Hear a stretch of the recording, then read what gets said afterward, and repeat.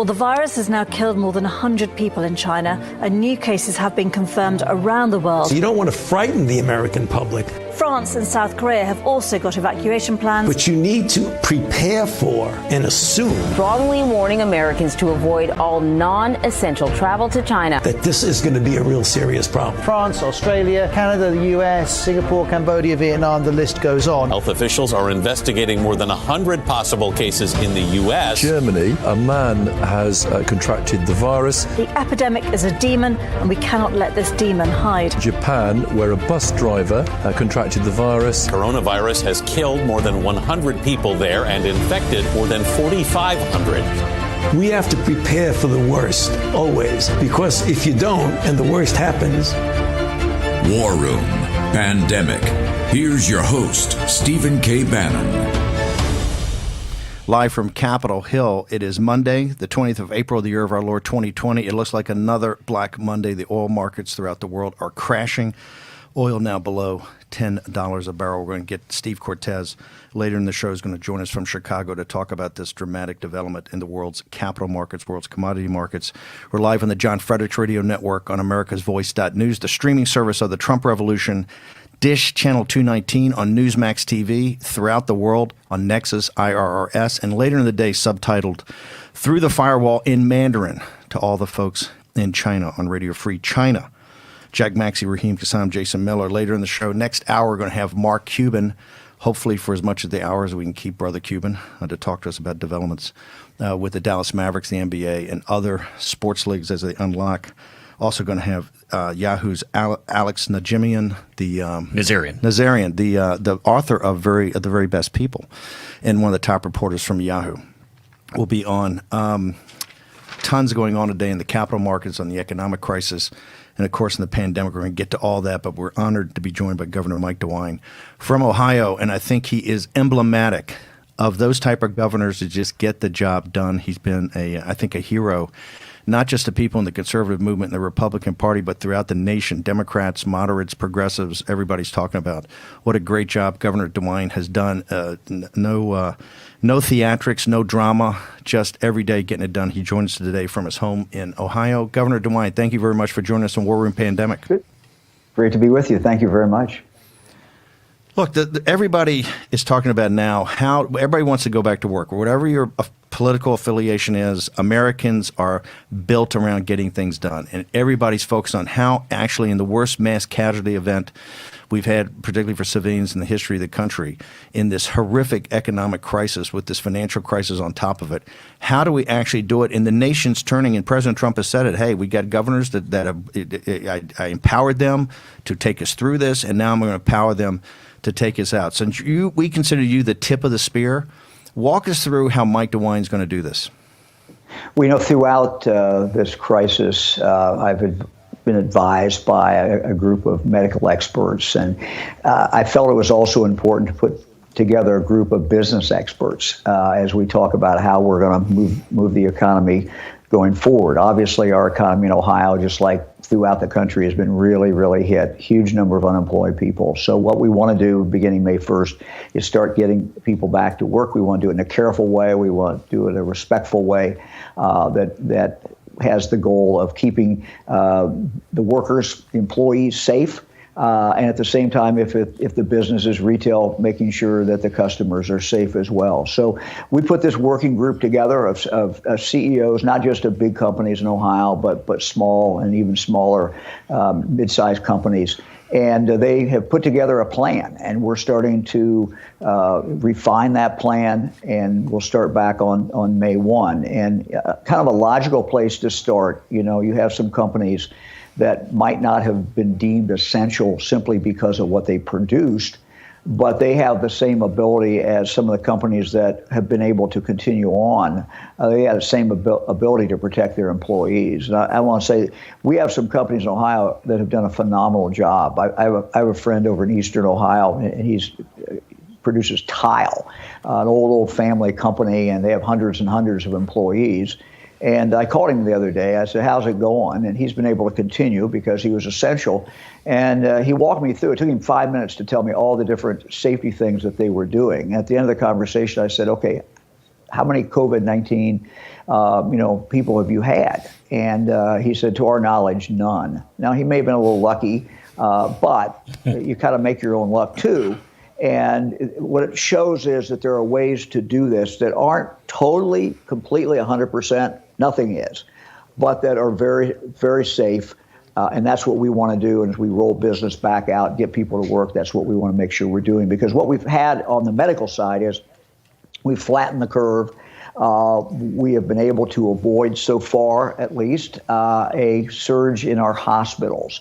And so we didn't want to see what we saw on TV in New York or what we saw before that in Italy. So we're at that stage, but my messaging to Ohioans is, yeah, we want to get back to work, but we want to do it safely, and we're not out of the woods yet.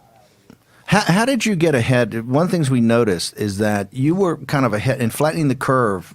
We started the show back in January, and one of the first things, we were focused on Wuhan. We were the very first guys to report Lombardy. And we said there's this gating event, ICU units, doctor nurses teams, protective gear. Ohio stands out of having done it right and really understanding how you flatten the curve before it really caught on even at the national, the federal level. To walk us through the process, who did you pull in? How was Mike DeWine ahead of this? Well, I'll make a confession. The mistakes I've made throughout my career have come about, and I've made them, have come about primarily because I didn't get all the facts. I didn't dig deep enough. I didn't ask enough questions. I didn't ask the right people. And so as we started to approach this, I put together a working group of doctors. I also relied to a great extent on Dr. Amy Acton, who is my health director, who has a background in public health. She's very inquisitive and on the phone and pulling people together. We also had an event that, frankly, forced us to make a decision one way or the other. And that was the Arnold Classic that takes place every year in Columbus, Ohio. It's an athletic competition and events, but it's also a trade show. About 60,000 spectators come in for 4 days, and they mill around, and they're there. They go through the trade show. They go to events. They come from 80 countries. And so we made a decision that no, the event could occur. We'd let the competition go on, but we would not have spectators. And so that sort of forced us early on to make that decision, and then we went from there.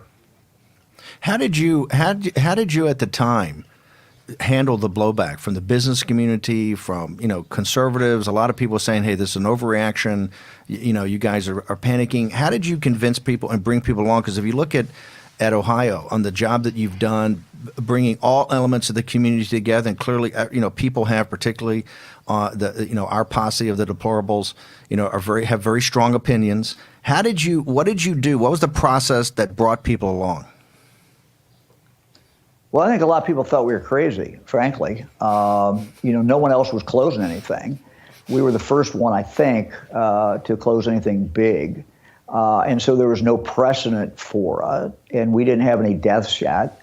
I'm not even sure we had very many COVID-19 plus, ones that we knew at that point. And so it kind of looked like it was very premature. But what we did, again, is kept asking questions. And the one thing that I got back from every expert was you got to move early, and early means early, and that there is a real difference every day. And the classic example, of course, we've talked a lot about is 1918, the pandemic, and they compare Philadelphia with St. Louis. And Philadelphia was 2 weeks behind. That's all they were behind St. Louis in closing things down, and it made all the difference in the world. So because of the multiplier effect and how this thing multiplies out, you got to get in there early. And, we did, and it's made a difference. Governor, this is Jason Miller. I want to play a clip when you were on Meet the Press yesterday with Chuck Todd, and you gave an answer talking about the FDA and help that Ohio still needs. And I want to ask that one more time, because even as someone who follows this inside and out, I didn't quite get it, and I want to make sure that we're getting you the help that you need. Let me go and play this clip and then have you respond to it.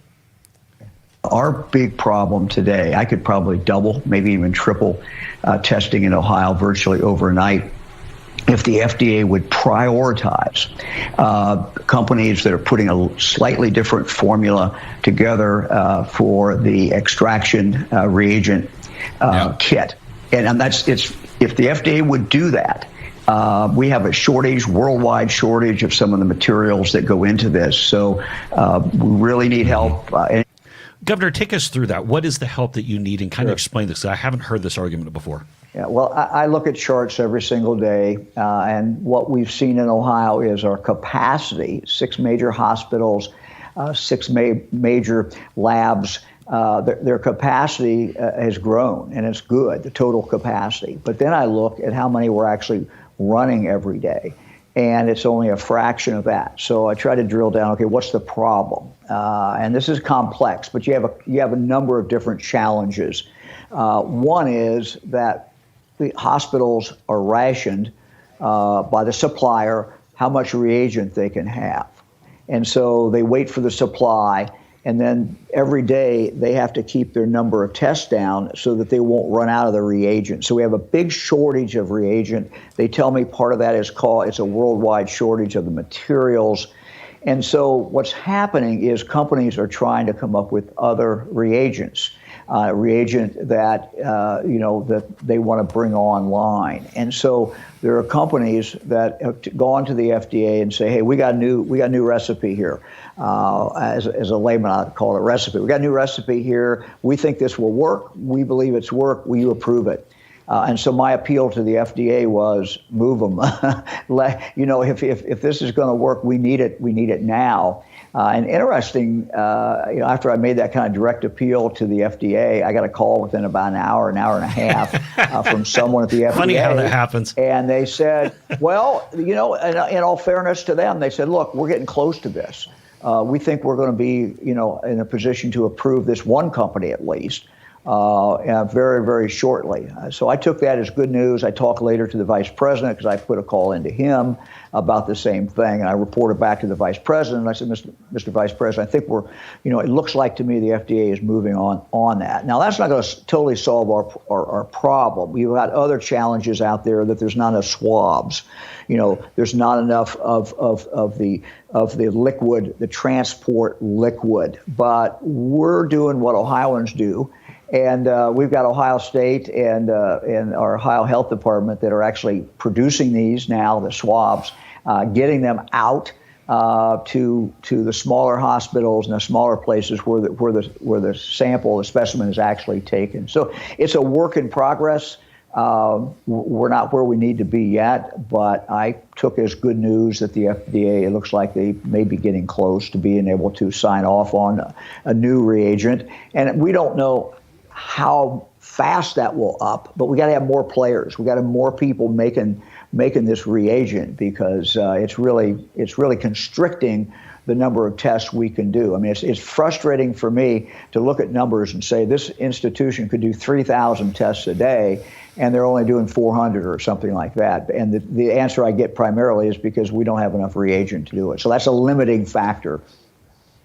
And we hope this helps it. Governor, speaking of Ohio State and players, are we going to see the Buckeyes take the field this fall? I don't know. I'm a big Buckeye fan, of course, and a big baseball fan. And, I don't know how that's going to work. We're going to have to see where we are. We've got the same decision in regard to schools. What are we going to do with schools in the fall? Now, those are different decisions, and you may go one way on one and another on the other. But the challenge for this country, it's not just Ohio, is that this COVID-19 is going to be living with us. This monster, as I call it, is going to be lurking outside the door of every Ohioan, every American for some time until we get a vaccine. And so although we have flattened the curve, we've slowed it down, we've protected our hospitals, and we're not going to have choices like that were being made apparently in Italy to this person gets a ventilator, this person doesn't. But the danger is still very much out there. And as we try to open business back up, the big events where you got a lot of people coming together, whether it's a concert or a sporting event, are probably going to be the last things that come back on. And that's, for those of us who love sports, that's a sad thing. Now, can they figure out how to play it and, without spectators? I think that's a very separate discussion. Governor, we got to bounce. We got to tell you, your profile and political courage, and I think a lot of folks in the nation look to Mike DeWine about how we're going to open this country up and how we're going to do it safely. I want to thank you so much for joining us on War Room Pandemic. Good to be with you. I appreciate it very much. Thank you. Short commercial break. We'll return with the team in a moment. War Room Pandemic with Stephen K. Bannon. The epidemic is a demon, and we cannot let this demon hide. War Room Pandemic. Here's your host, Stephen K. Bannon. Okay, welcome back to the War Room. Governor DeWine, I guess, broke some news or broke some hearts, right? The reality is this guy's a very prudent guy, but huge political bravery. He shut this thing down, before, looking ahead, the complex systems, if you're going to take action, take draconian action. He's always been low-keyed, always delivered. But he's telling you in the phases, those big institutions are going to be last. Yeah, and especially anything that's a mass gathering or type of event, whether we're talking about schools, whether we're talking about universities, whether we're talking about the Ohio State Buckeyes taking the field to play in Columbus this fall. Cincinnati Reds. Yep. No Cleveland Indians, no Cincinnati Reds. Doesn't sound like a lot of baseball is going to get played. Or if it's going to get played, I just don't also think people are missing a point. I'm not so sure sports is the same with no. Remember the Baltimore Orioles game that's played a couple of years ago?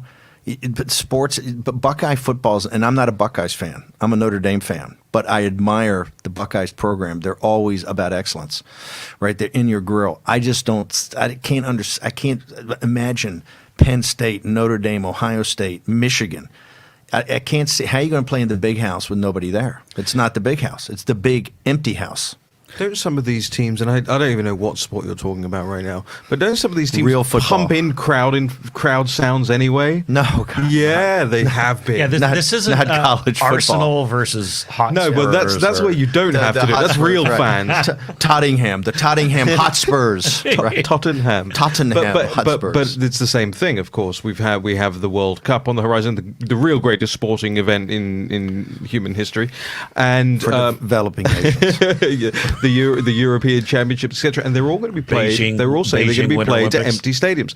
Now that happens more often than you might think in soccer. I don't know, does it happen here at all? But it happens in soccer when a team is being penalized because their fans were being racist towards one of the other team's players. They get told they have to play to an empty stadium. You still go to Philadelphia and you play. You play in front of the. You still go to Philadelphia and play in front of the Phillies fans. And I want to make sure people understand. Yeah, that's a big question. What's more dangerous, COVID-19 or the Philly fans? But no, this is in seriousness. This shows you a guy who's thinking it through. They're starting the first plan. He's going to be one of the first big states out May 1st. He's got his council, the same guys that men and women that came together. He's also got Cleveland Clinic. People shouldn't forget that. People forget that Ohio's got, I think, one of the premier in the world medical institutions, right? Health institutions. His public health officer has been fantastic. Yeah, and look, with Governor DeWine, I mean, the key there that he said was the early action made all the difference.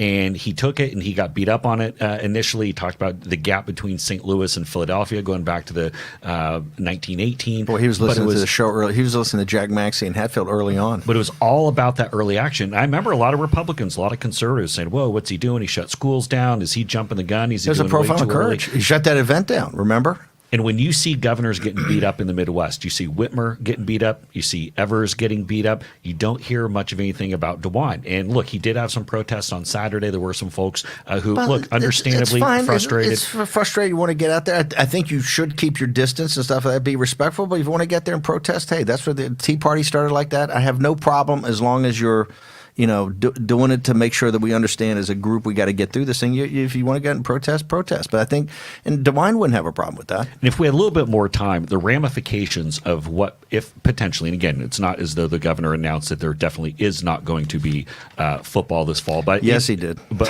well, hold on. Well, he's not going to make that official decision. No, but I'm saying it's not going to be football as we know it. As we know it, right? So here's the ramification. I think what he's implying is that they got that regional group. I don't think these universities are going to go. I don't think in September 15th or right after Labor Day, you're going to have the freshman class showing up at these universities. Right. I think we're going to do distance learning. And here's the thing people got to realize. I mean, most folks know this, but if you're not around a big football town or a big football school, on game days in the fall, the cities that are hosting, the colleges that are hosting the games, they, in a lot of places, become the biggest city in the state. There's an entire industry of boosters and alumni who have condos or apartments just to come in for game days. They do the tailgating. It's a cultural experience. I mean, this is life. I mean, football, in the fall, football is life. But here's the other thing, too. It's the revenues from the football programs that fund everything else. So, for example, you're going to start to see, whether it be soccer programs, field hockey, I don't know, other things that Raheem probably played when he was growing up in the UK. But Tiddlywinks. But look, University of Cincinnati has already chopped their men's soccer team. They're just not going to have the money to fund some of these other sports because they use that money from football to go and fund everything else. And so there's going to be a whole host of ramifications that go into our cultural aspect if we're not able to play football the way that football is normally played. Let's go back to his FDA question, too. Why did that intrigue you yesterday when you saw it on Chuck Todd? Because of all the issues we've had with testing. What was it about that said, hey, I got to find out more? I think the interplay between the FDA and the private companies and exactly where this is and how much look, President Trump has gotten beaten up quite a bit, saying that this a lot of the folks on the left saying, well, the federal government should be handing all this out. But a lot of these things are direct interplays between the state governments and between these companies, and in this case needed the FDA to come in to help on this issue. But I just thought that was an interesting issue that hadn't been discussed previously, or at least I hadn't caught. Well, and also, Jack, jump in here and help me out, but the unspoken part, or the signal versus the noise, is this issue with reagents. When you're still using a process like that requires a reagent, right? Because they're talking about other tests that might, but if you're talking about the part that's a two-part, extraction with the reagent and then the test itself. And Raheem, you actually went through the original one, right? The very painful one. Yes. No, but I've heard. I mean, even President Trump alluded to it. But the reagent, he played it out. Yeah, the reagent. Correct me if I'm wrong, sir. According to Rosemary Gibson, the reagents are basically made in the China are controlled. The production is controlled by the Chinese Communist Party. Am I not correct on that? That I'm not certain of. I believe we are making some of it here, and we are now. Larger supply originally would have come from them. The reason we are trying to make some here. That's why we're trying to stand this up. But I believe we'll double check this. I think that was one of the things that Rosemary brought up in the very first couple episodes in Hatfield. For me, is so frightening. We don't even have the ability to make the swabs, the little wire swab with a cotton ball on the end of it. Because but this is what Rosemary said. Given up our they're standing up. Look, the manufacturing base. They're standing up that to make masks, to make swabs.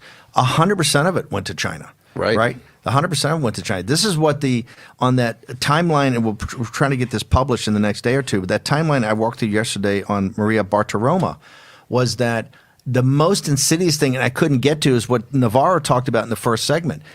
As the Chinese Communist Party understands they've got human-to-human transmission and community spread by late December, not only did they come here to the White House and not tell anybody, they've got the whole plan about shutting down their country for Lunar New Year. They understood they had an explosive situation. They lied to the World Health Organization. That doesn't get WHO off the hook because WHO was told by the Taiwanese that this is going on, so they knew the facts. They were useful idiots. What's the most criminal thing of what the gangsters and the CCP did was to allow travel, as they shut down allow travel into the United States. But here's the insidious part. They went around and vacuumed up the personal protective equipment starting in late January. And once they knew they had it, they $2 billion. They make essentially 90% of this stuff. They vacuum up from Europe, the United States, and Australia. And we know that personal protective equipment is the gating event. Why? You have to have it even to do the extractions. You have to do it to do the testing. The testing personnel have to be in personal protective gear. Also, the doctors and nurses. And it's not just the beds. It's just not the capacity of the ICU units. It's the doctor, nurses teams, and the respiratory technicians. They all have to be in PPE. This is premeditated murder. That's what they did. And what they did also, which was so evil, Steve, is they went and they sought out the better nature of the Western countries. And so millions of masks and PPEs were actually sent to them out of a charitable yes. notion. Because we support the Chinese people. It was the benevolent attitudes of the Western governments to say, hey, look, this thing sounds terrible. President Trump trying to be a statesman, being a statesman, sending this equipment over. The Washington Post lighting him up. But it shows you the Chinese Communist Party and what they do. They hoard it, and now they're both profiteering. They're profiteering, one, but more importantly than profiteering, they're using it as a strategic thing, and they're going to do it on therapeutics. And trust me, folks, the hardest decision the American people are going to have, not a president of the United States, American people are going to have, is if the Chinese show up with a vaccine. Are we going to kowtow to the Chinese Communist Party? Are you going to kowtow to take the vaccine? And hey, I'm just a simple guy. I want to get to the bottom of this genome structure in the IIT report that we had on the 3rd episode of the show that even Dr. Hatfield says, I don't know if it's 100% correct, because the Nobel Prize winner in France on Friday gave that radio interview, and he says, hey, the guys at IIT, I think we're right, and we don't have the right sequence. We're working on the Chinese. Should we play this brief Gottlieb clip from yesterday? Definitely. And very quickly, how close are we to some kind of treatment or vaccine, and is China going to beat us there? There's a risk that China may get to a vaccine first. I don't think their adenoviral vector vaccine is very good, but they may get it to the market before we do. I think that is a concern. In terms of the vaccine here in the United States, we may have hundreds of thousands of doses available in the fall for testing. And if there is an outbreak, a big outbreak in an American city, I think it would be made available in the city under some kind of protocol. So we would have it available in the setting of an outbreak. Certainly not a national epidemic like we have right now. Okay. Now, listen, we've had from day one, we had Gertz on, we had Senator Cotton on, this is all conspiracy thing about the lab. Now even CNN's doing the packages on the lab. And I said yesterday, leave the lab and the potential bioweapons program off to the side. They have to be investigated. I'm glad CNN's on board now. We got to find out what happened. The chain of title of the bad decisions is regardless of that. It's about human-to-human transmission and community spread, and they knew that, and that's what they're guilty of. This thing could have all been avoided. Southampton University said 95% of the deaths and destruction could have been avoided if they had just done something on the last week of December of 2019. But in this regard, and call me crazy, but until somebody convinces me that the CCP, we have the right genome and are working on the right thing, I won't believe it. And here's why. Say, Bannon, you keep saying they don't have a SARS thing, but it's not enough money in SARS. Hey, they've been working on a SARS vaccine for 18 years, and they don't have one. A lot of that stuff and coming out of the lab, if it's not a bioweapons program, let's say it's not, it was to find a vaccine for SARS. So how do they come up with a vaccine for something 10 times more complicated than SARS? We'll talk about it when we return on War Room Pandemic.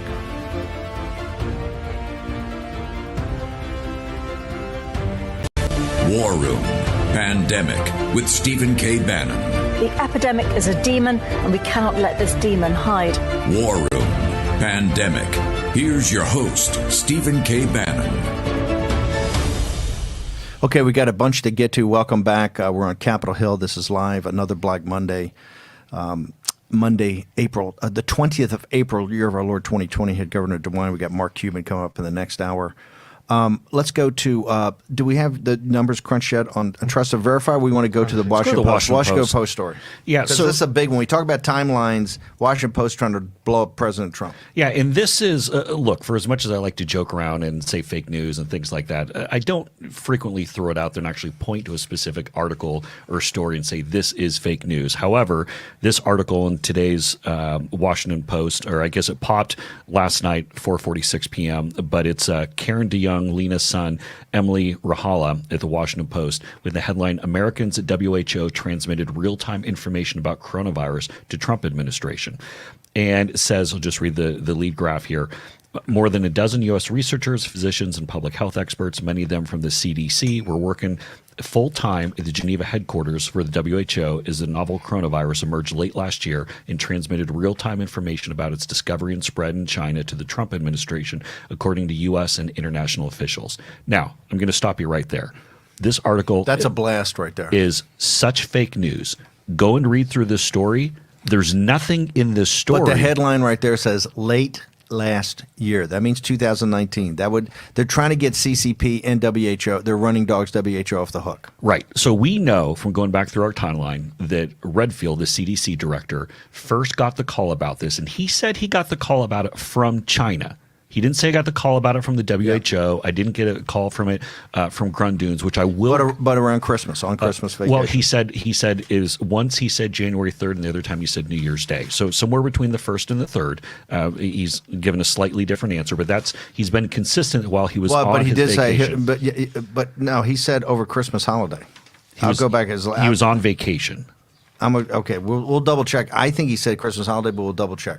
I think we're talking about the same thing. We're definitely talking about the same thing. But Yes, I think he was out of town, but said he couldn't talk to his daughter or something like that. He was on the phone all the time. Yes, although I thought he said right about New Year's, and then he said January 3rd another time. Okay. Again, just because. No, because I think we're going to find out they're two different things. I think they're going to find out that he got notification from the Chinese and that stuff later. But this thing, this is what they're talking about, came up through the World Health Organization ranks and maybe even came to CDC. Here's my point. It's all going to come out. We're going to drive this because that phrase, the last week of in late last year, that's a signal they're trying to blow up Trump and the Trump administration and get the Chinese Communist Party and the World Health Organization off the hook. They're going to say their Americans were in there working at the World Health Organization, and they had direct contact with Americans. Now, working at the WHO, that's nothing new. I mean, of course we Geneva, have. Sure, we got staff over there. And when I say Grundoons, I'm not saying that to it's belittle mid-level their. guys. It's mid-level guys, not to belittle their. It's the guys in the phalanx. They understand that, right? Okay, so people understand that. I'm not knocking We have their at the street working cred. level all these UN things. You have Americans working there, and you have them from some of these big agencies. Now, it says, I want to make sure to pick this apart because I'm sure at some point the Post is going to come back and say, well, it was just the phrasing of it could have been better. So late last year, did they have folks from the CDC at the WHO last year? And were they transmitting real-time information about the discovery? Those, I bet they're going to come back and parse that later and say there's a difference because later on in the story, and I read through this thing like 3 times, like where's the smoking gun? Where is this going to pop up? That there's some kind of communique, or some cable on like December 20th that blows up, Bob Smith, who happened to be at WHO, sent a note to the White House and copied Azar and Redfield. There's nothing like that at all in here. And when you in fact, it's all. Correct me if I'm wrong. It's all anonymous sources, right? Epitome of fake news is. But we've seen this before. Are they paving the way here? I'm just trying to think through the way a Washington Post editor would think through this. Are they paving the way for a quote-unquote whistleblower moment? Where somebody comes out and says, actually, I did. Well, they are paving the way for a document or something to come out. This thing is a tee-up. It sets the predicate that, hey, there were people in communications, but it's as far as the article goes, there's no there. Right. So let's go into this. Okay. This is toward the end of the story. In addition to working at the WHO on assignments, and then it says, first reported Saturday by Washington Post columnist Dana Milbank. Okay. Dana Milbank. This was outrageous, that column. Okay. That was pure CCP propaganda. Right. And Dana Milbank is like the snark satire guy. I mean, this is not, some breaking news. Washington Post has a lot of very serious players. He is not one of them. Like, he's all about the snark. But let me just read this. In addition to working at the WHO on assignments first reported Saturday by columnist Dana Milbank, CDC officials are often members of its many advisory groups.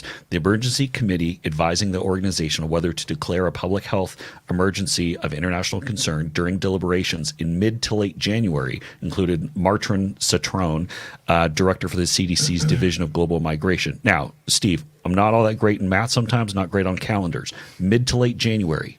Is that late last year? That's not late last year, sir. Then what? I mean, can anyone tell me what? And then when China. They never go back, and correct me if I'm wrong, they never go back in the story and refer back to any incident, any discussion, anything that was late last year. So Washington Post editorial staff, you gotta do something with the story, because the opening's such a bombshell. I think for guys that are in the details, and remember, this is all about it's all going to come out. It's all about the details, and the timeline and the actions are very important here. And you already had Dana Milbank be a running dog for the Chinese Communist Party in his column. Now you teed up here. That's what I said. Late last year. That's the thing. And I don't think there's any reference back in the story to anything that's not kind of mid to late January of 2020. And just real quick before I hand over to Jack, I mean, it goes through and says from the beginning of the outbreak, CDC officials were tracking the disease and consulting with counterparts. A team led by Ray Arthur, director of the Global Disease Detection at CDC, compiles a daily summary and sends it back. But it never says anything in here about timing. And keep in mind with Dr. Fauci, all the things we walked through last week of Dr. Fauci not knowing that this was going to a real bad place until mid-late January. January, going into February when you're saying don't change your behavior. No, you don't need to wear a mask. None of these things. There's not. And Dr. Fauci, hang on, continuing to say he was having direct conversations with Chinese scientists in China. They're being totally transparent. And they're giving accurate information. And I trust my Chinese colleagues.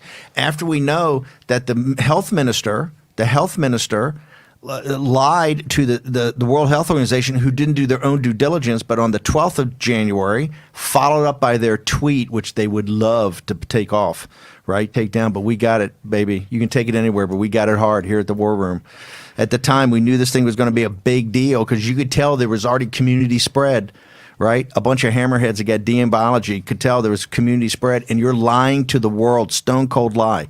So Fauci's wandering around supporting WHO and the CCP's health minister deep into February, I think almost to March. He's yammering. He's saying, "Hey, they're great. They're transparent, etc." And the other thing they don't mention is that Redfield, after he came back from vacation, set up a working group in the CDC. I think it was on the 6th or 7th of January. It's the 6th of January. To begin talking about this and monitoring the situation. Now, this idea that there are some secret members of the CDC who knew the real truth inside the World Health Organization doesn't hold water anyway, because the official reports of the World Health Organization, for which they were and the question gets to be on the different. Look, deconstruction of the administrative state doesn't mean tear down the institutions. It means make them better, make them more efficient. You've seen the CDC completely blew the testing situation in February. But here, we're talking about the professionals of NIH and CDC. If you knew about it in late December of 2019, we want those people to come forward. To me, DOJ and this ought to be in there right now. Find out who was it. And why didn't you tell Redfield? Why, if you knew that, you must have known as much as the Free Republic of China and Taiwan. Taiwan, who's handled this situation better than anybody, CDC and NIH. Right? The Taiwanese, the Free Chinese of Taiwan, they went to the World Health Organization on the 31st of December of 2019 and told them, you have a SARS-like outbreak in central China, in Wuhan, and it's got community spread. Boom. And in fact, this thing even makes the case for why WHO funding should be cut. Caitlin Oakley, who's a spokeswoman for HHS, comes through and points out the fact that China stalled for weeks in allowing WHO experts to visit in January and February, and the WHO never criticized them for the delay and even praised China for its transparency. So which one was it? I mean, did we have Mulder and Scully, sneaking into the basement of the WHO in Geneva to go and look through the different cell samples to in meeting with virologists to figure out what was going on, or when they couldn't even go and get any real answers from China, even though the WHO was praising them and saying everything was fine. So this article actually makes the case. If I were President Trump, I'd go out there today's 5-ish press conference and say, look, this article right here, this is exactly why we need to cut off all funding to the WHO till they get some real people in here to run it, like Ben Carson. Okay, quickly. I wanted you to give a 30-second reprise of that. That is perfect. Hit that again. Yeah, I think President Trump today at his press conference should come out and point to this fake news Washington Post story is the exact reason why we should be cutting off funding to the WHO. The fact that China stalled for weeks and the WHO still continued, never criticized them for the delay, praised China for its transparency, even went out and tweeted that there's no person-to-person contact, that the WHO was willfully complicit in what China was doing in all of this. This article actually makes the case why the U.S. should cut off all WHO funding unless it's completely reconstituted. We need Dr. Ben Carson immediately. If they want to even start trickling back in cash, he ought to temporarily step aside from a HUD, let his deputy take it as interim. Ben Carson's got to go to Geneva, and Ben Carson's got to get hands on this thing. This thing stinks from head. And here's the thing. Now they think they're going to leak. They're going to be wise guys, right? They're going to leak and show, oh, Trump was not on top of things. The Americans were not on top of things. You're actually making our case. You're going to make our case. In the Washington Post, it's kind of, when you're taking incoming every day from President Trump about fake news, why do you come up with fake news? right? I mean, how can you? I want to read this lead paragraph one more time so people realize just how egregious this is. More than a dozen U.S. researchers, physicians, and public health experts, many of them from the CDC, were working full-time at the Geneva headquarters of the WHO as the novel coronavirus emerged late last year and transmitted real-time information about its discovery and spread in China to the Trump administration, according to U.S. and international officials. There's not a single damn thing in this entire stupid fake news story that backs any of that up. And this is important because what they're trying to do is change the timeline, right? They're trying to change the timeline. And in changing the timeline, see, the WHO's got a problem. They understand that in nailing the CCP, you got to go through the WHO. Because the WHO was, if the CCP's premeditated murder, I hate to say WHO, you're an accomplice before the fact. You're an accomplice before the fact. It was your memo. I'd love how the internet saves everything. It's your memo on January 12th that we reviewed before we did Maria Bartiromo yesterday. And as Jack Maxey picked it up when we first started the show, hey, they got a tweet on the 14th that says the Chinese senior medical officials say there's no human-to-human transmission. That is when they were in the White House. That was the evening before they signed the trade deal. Okay, and they knew at the time they were lying. They knew they were sending bad information, and the WHO was not doing the work to press them. If this is true, the WHO should have never put out that tweet. They should have never put out that tweet. They never should have put that tweet out. We're obsessed with this, with the details, because this is about when you're sitting there, you got no money. Jump in here. And I was going to say, after they put out that tweet, why didn't these dozen researchers, physicians, and public health experts go screaming to Redfield and say, this is a lie. There's a secret conspiracy in the basement of the WHO. We have all the things we've noticed since late last year. Why? And you know what? The reporters never even followed up on that. Whistleblow that. Okay, whistleblow that. Let's see all the whistleblowers. Where is the editor? This is not a reporter's problem. This is an editor's problem at the Washington Post. President Trump ought to sit up on that podium today and light you guys up. And it's the definition of a conspiracy, too. Oh, my World God. WHO and the CCP. QAnon, Jack QAnon, Maxey. Okay, we're taking a short commercial break. We'll be back with the entire team. # War and Pandemic. War Room Pandemic with Stephen K. Bannon. The epidemic is a demon, and we cannot let this demon hide. War Room Pandemic. Here's your host, Stephen K. Bannon. Okay, well, you're sitting there broke. You've got no pension. You have no job. You're not going to be watching college football. You're not going to be watching NFL. You're sitting there watching The Last Dance. That's the biggest thing we got going culturally is The Last Dance. Great as TV series, documentary is going to be lighting it up. But when that's the biggest thing in America, right? You know that there's no baseball, no golf, no sports. It's not the governor's fault. It's not the mayor's fault. It's not the president's fault. It's not Congress, not Joe Biden's fault. Okay, all people. You can have a reasonable debate and try to do this in different ways. This is America. It's the Chinese Communist Party's fault. Okay, it's their fault, and they now got the PPE that we're doing a reverse lend lease on. They've got the PPE. They're holding back the reagents. They got the protective gear for all this stuff that they scooped up in the criminal mentality and bleeding back out to the West. They're running, and I'm telling you, MBS and the Saudis, oil's at under $10 a barrel. If you're out in West Texas, all those jobs are going away. Okay, they're crushing the fracking industry, which was half of the GDP growth under the Obama administration. Under President Trump, we've become energy dominant, full spectrum energy dominance. That's all going away, and it ain't coming back for a decade. Okay, unless we take immediate action. The Chinese Communist Party is trying to run the tables on the United States of America, and we're very quickly. This is like the late 1930s. I've been saying this for a long time. Everybody said, oh, Bannon's hair is on fire, Bannon's a kook. Well, guess what? The facts are in my favor of my argument. This is the late 1930s. People also say, well, Steve, you can't get, this is not like the 30s Hitler. I said, hey, hang on, full stop. In 1940, President Roosevelt ran on a campaign that he would never get us in war with Hitler. We didn't declare war on Hitler. Remember this, ladies and gentlemen. After Pearl Harbor, go back and read the speech. That was a declaration of war on the imperial Japanese empire. Okay? 2 days later, we didn't declare war on Hitler. Didn't declare war on Hitler. 2 days later, Hitler declared war on us because he had a secret treaty with the Japanese. He declared war on us. Afterwards, we formalized it by declaring war on him.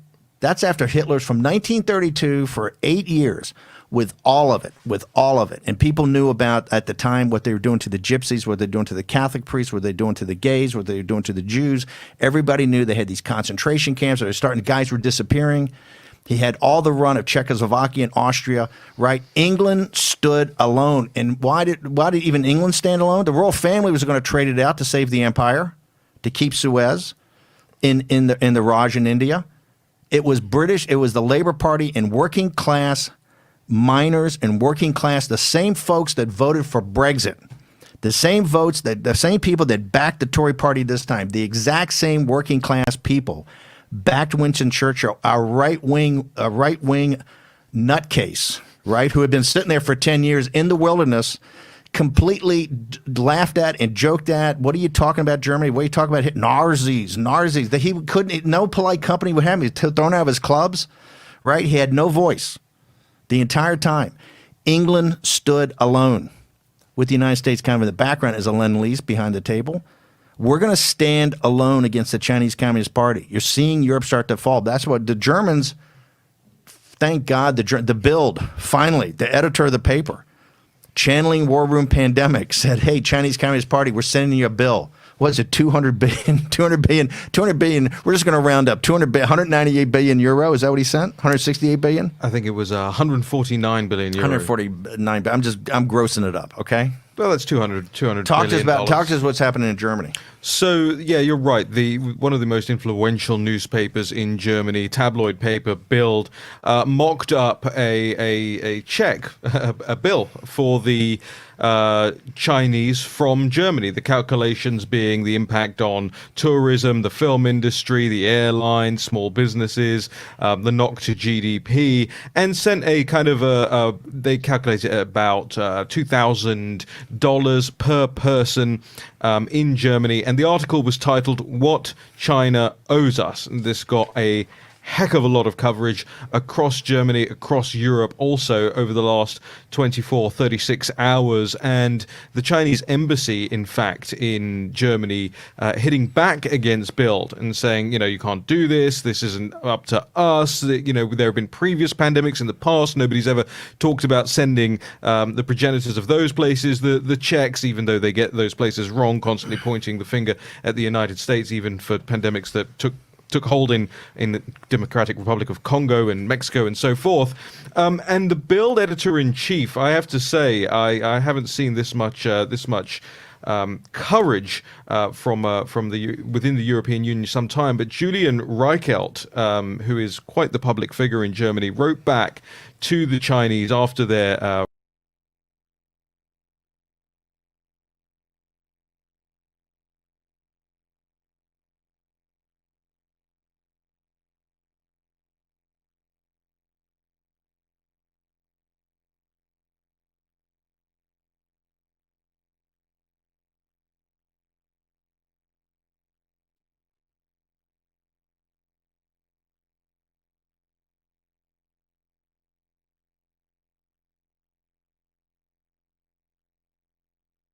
but not the stalls where bat soup is sold. You are not only monitoring your people, you are endangering them and with them the rest of the world. That's a great point. Look, I don't buy the CCP's wet market thing, but I can understand this is all about the chain of title of what they knew and when they knew it, so we'll leave the labs off to the side for his argument. Hold them to account for what they want to be held to account for. And he's absolutely correct. They have a firewall and they have a social credit. This was Dr. Li, the great hero of China that eventually was proven right after they tortured him and made him sign a confession.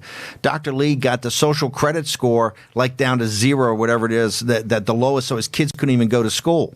This is what the Chinese have, every aspect of your life in a total surveillance state. So you tell me they can't surveil human-to-human transmission and community spread? I don't think so. Facts are not going to back that up. Can I just add some of this war room added value that we'd like to add on top of these stories? A lot Bild check and the story surrounding it. Interestingly, Julian Reichelt, this editor-in-chief of Bild, actually interviewed Secretary of State Mike Pompeo about 10 days ago and asked, should China pay for the damage done during that interview? And to which Pompeo said, look, we're incredibly focused on this. There'll be a time to make sure this happens, and I'm confident that process will take place.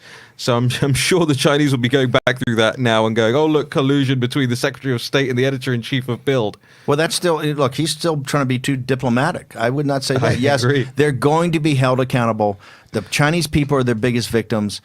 Think how bad it is for us. Think how bad your life is right now, how uncertain your life is. It's not your mayor. It's not your governor, whether he's Republican or Democrat. It's not the president. It's not Joe Biden. It's not Nancy Pelosi. It's not Chuck Schumer. All people are trying to work together. People have different opinions how to pull out of this thing. It's the Chinese Communist Party destroyed your life.